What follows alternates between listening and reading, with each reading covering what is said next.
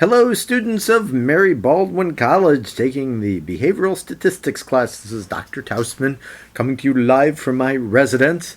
Tonight we're going to go over a new concept, the two-factor ANOVA. I do have a little positive news for you. In the past, when I was learning about a two-factor ANOVA, I used to do two-factor ANOVAs by hand, kind of from the raw data, the numbers, all the way up to getting F values and such. I didn't teach that for many, many years, but then last spring I had the opportunity to teach Jefferson College class, two-factor ANOVA, did the same thing. But one of my colleagues came up to me and said, you know, computers do that now. You really don't have to have them go through all of the minutia to get to doing the computation. So I was thinking about our conversation in last week's class, and I've decided that I won't have you all do all the raw data analysis and actually get all the sums of squares of things. I'm going to make it easier, I think, for you. Give you some kind of partial information so you don't have to compute everything from scratch, and also mix this with a secondary assignment, which is another article to read for the week. And so hopefully this will work out well for you. So let's actually get started. Looks like it's chapter 14 for one of the books, the version 9, chapter 15 from the other. I learned how to do this from these two textbooks. I think it was version 2.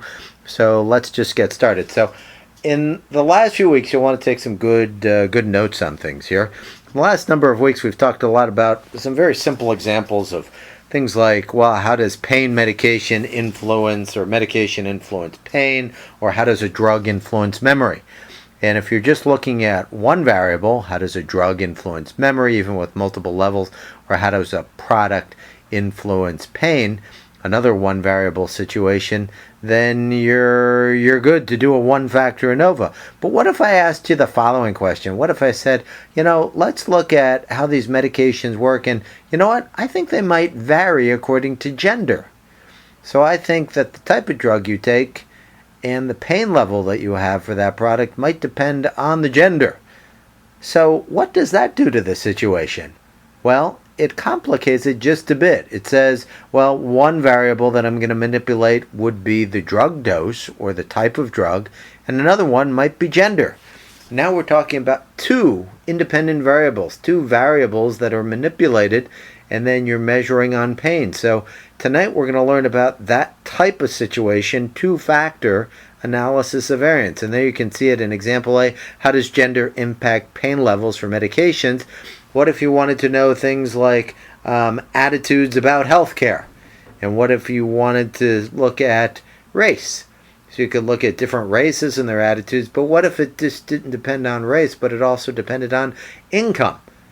Then you would actually have to look at a two-factor ANOVA, the idea being, well, let's look at race and let's look at income and how it impacts attitudes about healthcare. You can see the example C, which is the one we'll go into as our prototypical example. How does alcohol and pills, benzodiazepines if you will, impact motor performance? So that might be another study.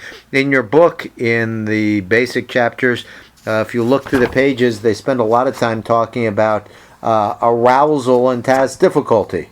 I'm just looking at chapter 14. They look at how people give either an easy or hard test and their level of arousal, how that affects performance.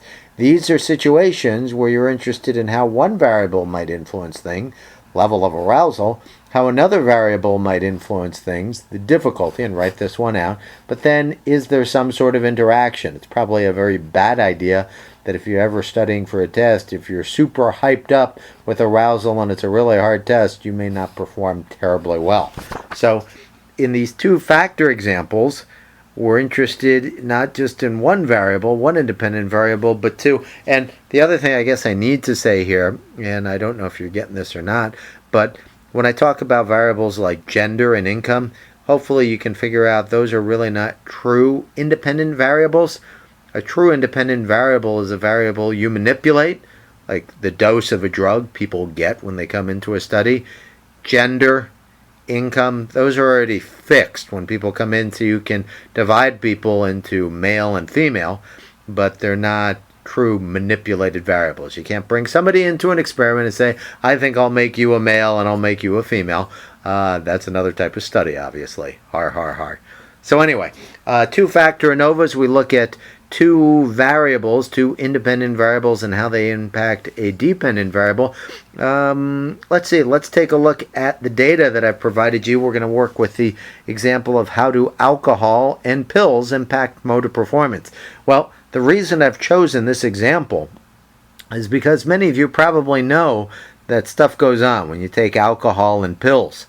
And you probably know that alcohol alone can certainly affect motor performance, and pills alone can affect motor performance, but together they can have certainly an effect as well. So I drew up a little data set for you. Can you see the data set there? The 2x2 matrix. So you've got two independent variables. If you want to label on the far left-hand margin, one would be benzos, if you will. You've got no Xanax and 10 milligrams of Xanax.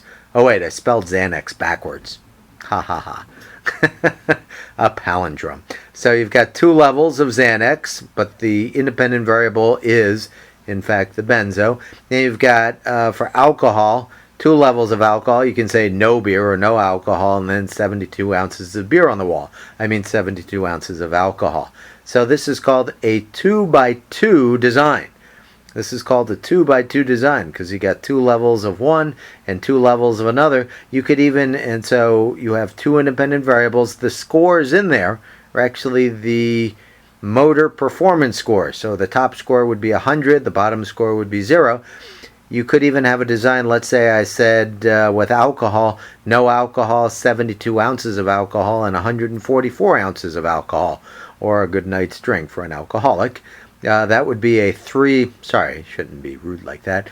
That would be a 3x2 design. You would have 6 total cells.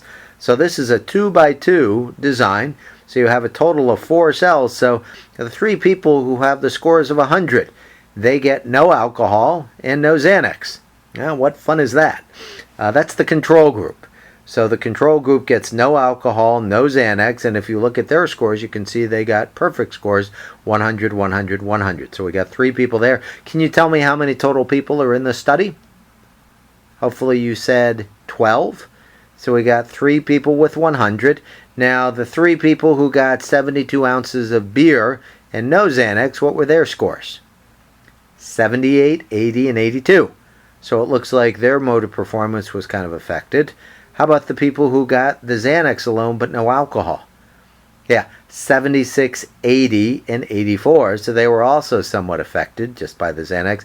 And then last but not least, and probably our most interesting condition, for those people in this made-up experiment who got alcohol and pills, you can see their performance was greatly affected, impacted, 18, 20, and 22.